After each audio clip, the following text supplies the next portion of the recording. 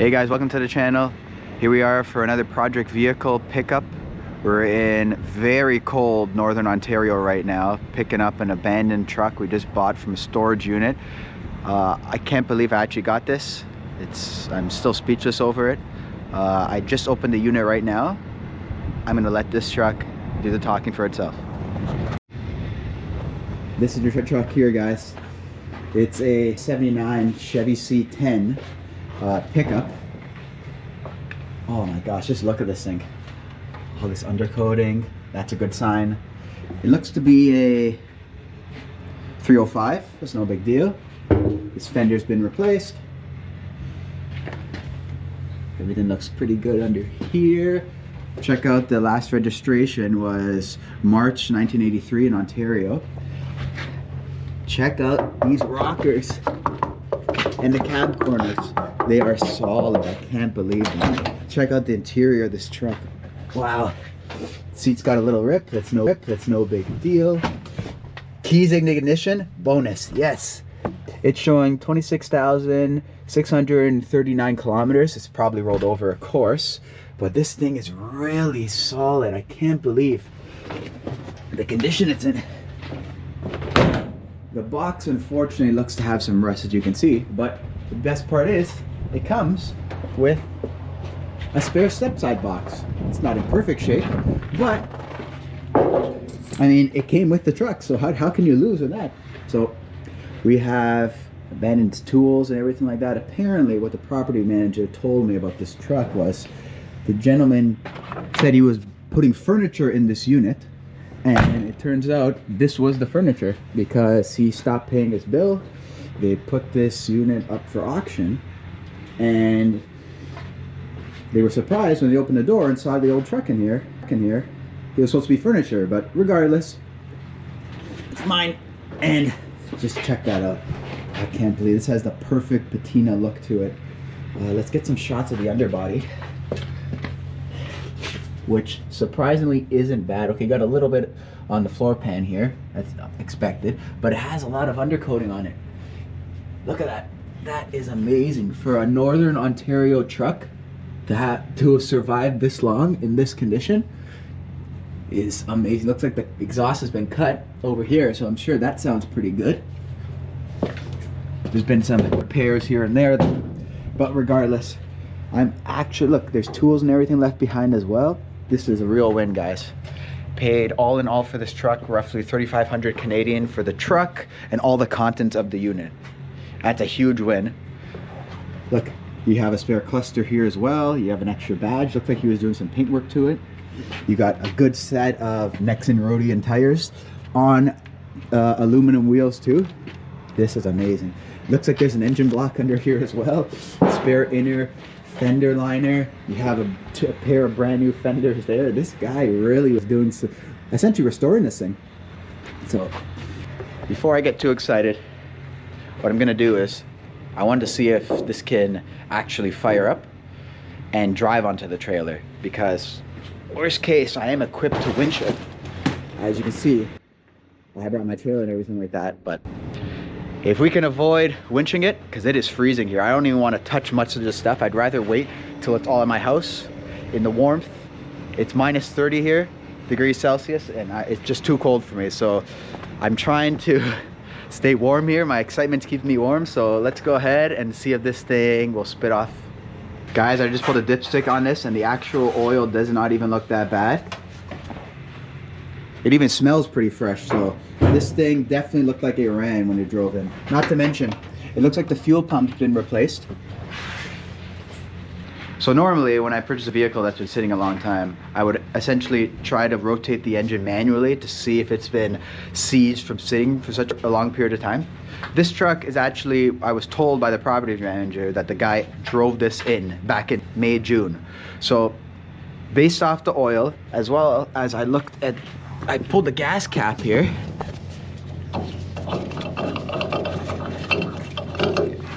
The gas doesn't even smell that bad, so there's about 1/8 of a tank left. I brought a jerry can anyway, just in case, if I pull the fuel line, and I can run a fuel line right from the carburetor to the jerry can and try to pull it out like that. But I even noticed The battery has been replaced as well.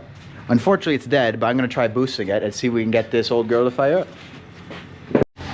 After moving some of the parts in the front of the truck here, I pulled the tarp and noticed that these wheels aren't just any wheels, they're vintage Craigers. This is a score in itself. These wheels are super desirable and look good on pretty much any muscle car pre-1980s. Okay, so we got the booster pack hooked up. Hit the lights. Okay, lights work. Honk the horn. Okay, give the keys a few cycles and let's see if we get it to spit off.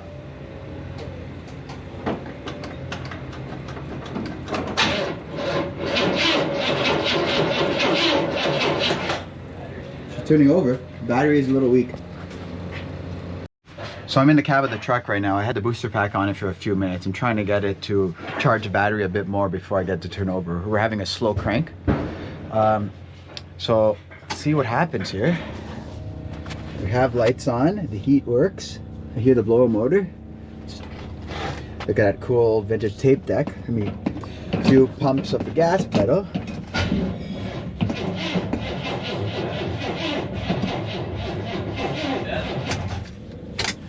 Unfortunately, the battery's dead, and I'm not equipped enough in the middle of nowhere here to charge it. I brought my battery charger, but unfortunately, there's no outlet for miles here. So what we're gonna do is I'm just gonna push it out, winch it onto my trailer, and deal with it at my house. It's just too cold to try to work in the environment.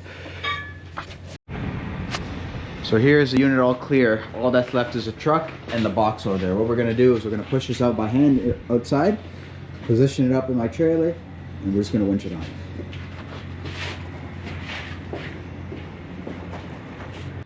So here's the truck outside. Man, that's the look, I'm telling you. It's got such a ratty kind of farm truck look to it. I love it. Can't wait to start working on this thing.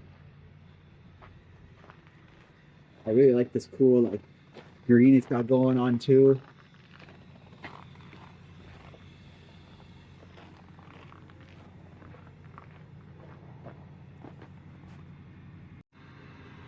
So here's the update. We actually got the truck on the trailer. The winch worked really well. Thank God this truck, it almost weighs nothing. So pushing it the last little foot or two was a breeze. But this is it. All strapped up, ready to hit the road. I got the spare fenders strapped down, secured in there. Hopefully that doesn't go anywhere.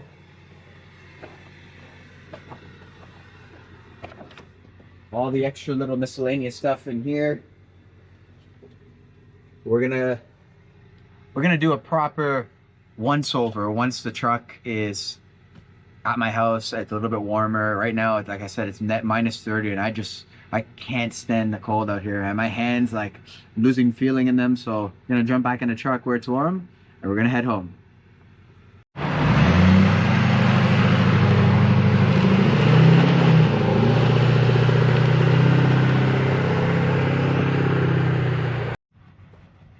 So here we are. We made it back to the yard.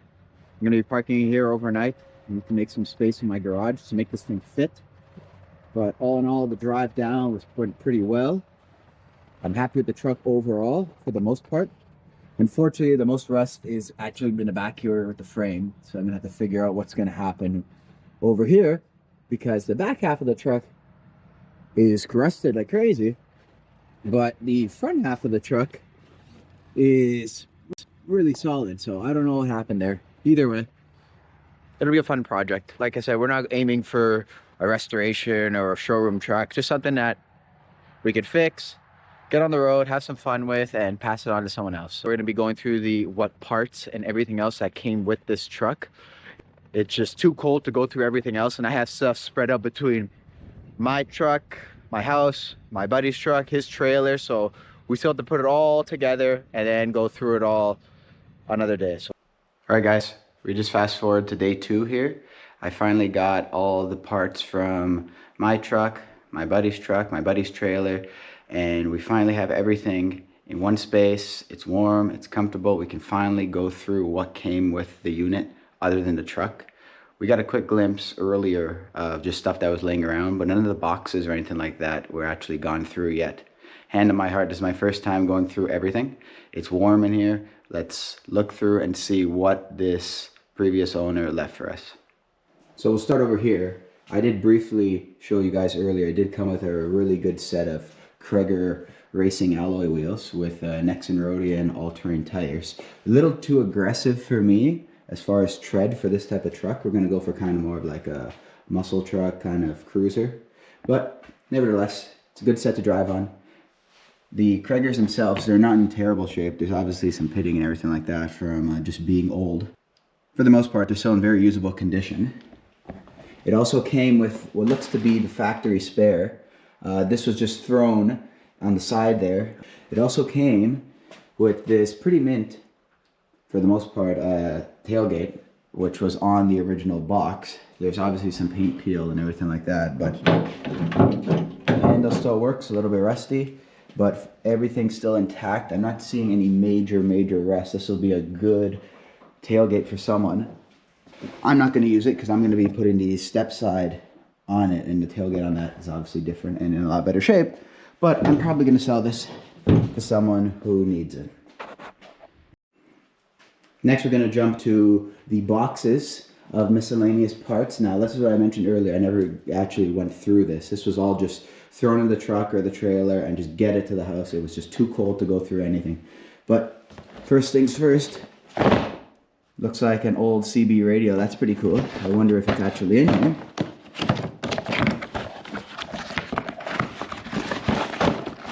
It's pretty hard to do with one hand. Yeah, look at this. Looks like a new old stock CB radio. That should be fun. Maybe I'll keep this and hook it up, or sell it, who knows. Case for a socket set. I don't know what sockets are. You got a Canadian Tire bag full of brand new bungee cords. That's always useful. Looks like a handle for a jack stand. Piston rings. I'm assuming that's for the engine he was planning to rebuild. What's in this fresh coat bag here? We have more tools, zip ties. Actually, a lot of hand tools in here, so that's another win. You can always use more tools. Wobble socket set. A lot more parts in here. Zip ties, sawzall blades, paint. So you could tell this guy was prepping for some sort of rebuild, or definitely doing some sort of minor restoration to this truck. Sandpaper, paint brushes, which the paint here makes sense because I noticed over here he looked to have been painting and restoring the C10 badge here. So this actually came out really nice. So whoever this previous owner was, you did a really good job with this badge.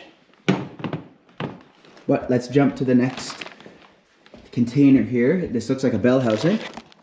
In this box, oh yes, it looks to be the lug nuts and washers for those Kreger wheels over there. That's a win. Spare set of mirrors for the doors. Brake pads, which look to be for the front. There's a gas cap for the rusted out box. More sandpaper. This looks to be brand new inner wheel well liner for, I believe, the passenger side, because the driver's side's already on. Pair of jack stands, engine stand, brand new floor jack.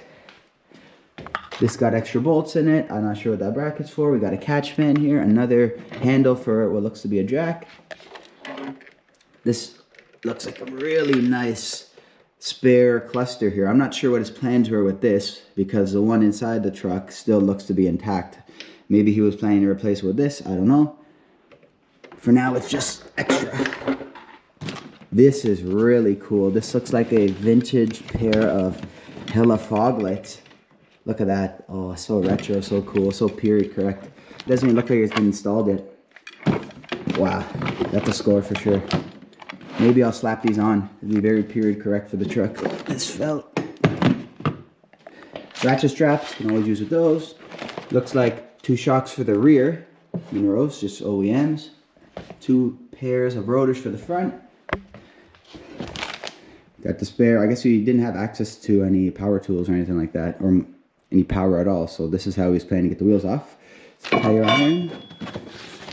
In this box, oh, we got new pistons here. Wow, look at this. Yeah, he was definitely planning for a rebuild for that spare 350 block, which is still in the back of the truck. I haven't gotten a chance to bring it over. I couldn't carry it.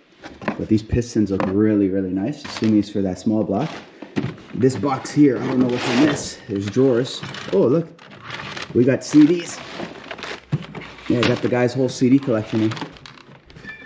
Sean Mullins, Ozzy Osbourne, Rolling Stones, The Best of the Doors, Pink Floyd. Oh, this guy had good music taste. Interesting. Good truck taste, good music taste. These bags look to have held the parts for the 350 he was tearing down. Looks like a very rusted front cover. There's one of the cylinder heads. It looks like he was at the bottom of the ocean. That's probably going to be a scrap bin for sure. Over there's a piston, connecting rods. Yeah, definitely scrap. Looks to be the crankshaft in here. Let's see if I can get this bag open yet. See, the problem is, the storage unit, although it's dry, these bags hold moisture and just surface rust starting. As you can see, the cylinder head's a prime example of just bare metal sitting and moisture slowly getting to it. And moisture being trapped inside these bags. It's a shame. Oh well. Lastly here, just another pair of older style jack stands. That pretty much wraps up that. Now the truck did come with the spare step side I briefly shown you earlier. But once the truck is here in my garage, we'll go through that in more depth. The box itself is actually in really, really good shape with only minimal rust. So I can tell the guy was planning to take the rusted box that was on it and put the short box on it. So I got some updates here. We're at the truck right now, as you can see. My plan was to go to the car wash with it, and then I wanted to hose down the frame and underbody and get all the mud off and assess how bad the frame is. As you can see, there's some air holes in the back here. Then I went looking. Wait a minute, something's not right here. This box is actually, as you can see, isn't even fastened. So the only thing preventing this from blowing off down the road while I was towing was the bolt brackets for the fuel neck here, as well as a couple of clips for the wiring harness, which I have now removed and out of the way. So my plan is simply just to pull this off. I'm going to take it to the scrapyard on another day because we're going to be putting the short box on this. So for now, me and my brother will just pick this thing up, toss it, lean it against the wall there, and bring it to the house with no box. This will allow it to fit a lot better in my garage. Okay, we fast forward yet again. This is the next day now. This is where we left off yesterday. The box is off. We were able to just pick it up and toss it on the side. That's when I go to the scrapyard because, as you can see, there's not really worth saving that. So now we're going to attempt to go to the car wash and hose down the frame here and just see how bad things are as far as framework. We also noticed a broken leaf spring here because of rust and everything like that. No big deal, that'll get replaced. But based off what I can tell, it seems like it's all just old mud, because the front half of the frame is pretty clean for the most part. It's just this old farm truck, it just never had a proper cleaning in how many decades. So we're gonna go hose this thing down and see what we're working with, because as you can see, hopefully underneath in most spots it looks as clean as it. So we made it to the car wash. Unfortunately, being that I live in the Rust Belt and it's in the middle of a blizzard, well, it's ending now, but we got covered in salt and slush. So not only will we be washing off the mud, we're also going to be washing off the salt and everything we've accumulated in the 5-10 minute drive to the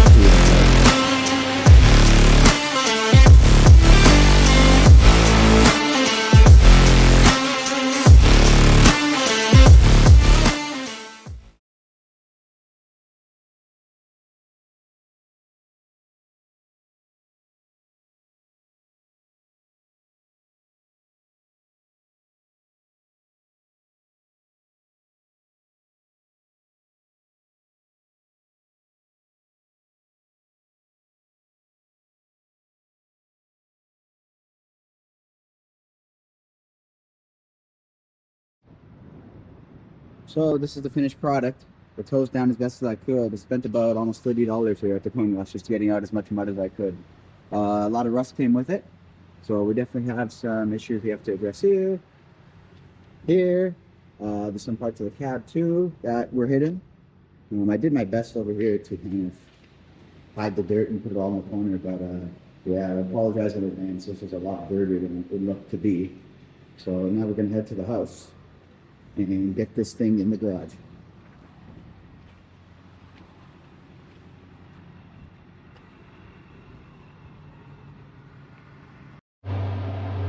So guys, this is where we're at.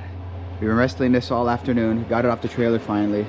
Now, the final issue is the cab is slightly too tall to clear under my hoist. So what we're gonna do is, we need that last 2-3 inches. We're gonna take the wheels off and just use one floor jack in the front, one floor jack in the back, and we'll just push it right in. Surprisingly, the truck is pretty light without the box on it. So we're only hoping that when we push this thing, it doesn't roll down the driveway. So, for anyone who doesn't know me, I've done some pretty messed up stuff for cars. Worked on some pretty dangerous things and done some pretty sketchy stuff. But what I'm about to show you right now is hands down one of the sketchiest, but one of my most proud moments out of anything I've ever done with cars. Take a look at this. For anyone who ever wondered if you could fit a Chevy C10 under a hoist at a house in a subdivision, well, guess what? You can. It took all afternoon. Yes, I literally have a millimeter in between the hoist and the cab, and it's sitting on the concrete, but you know what? It's in. We can work in the warmth, and all in all, other than the floor getting scuffed up, and it will probably need to be re-epoxied again, that's the only damage I can see. So I'm very happy with this.